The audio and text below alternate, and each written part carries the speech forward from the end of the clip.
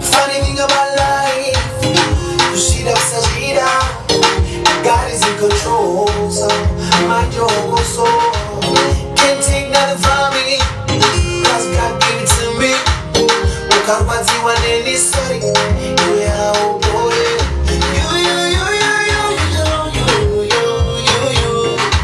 See another life, yeah,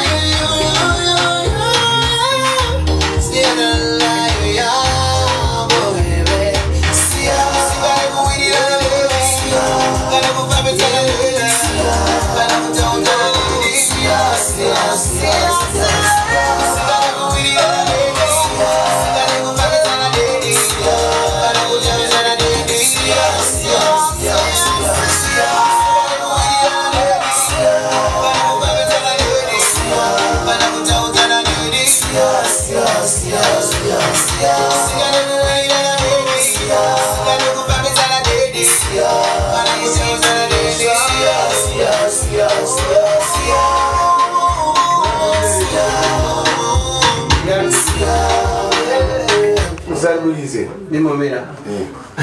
What is it? Ediga. I'm just. Oh, what are those all? Wale apo. Kati yangu ndio sabati anonsi ati mwana ndugu. Adede. Afya zangu hizi. Ayo go.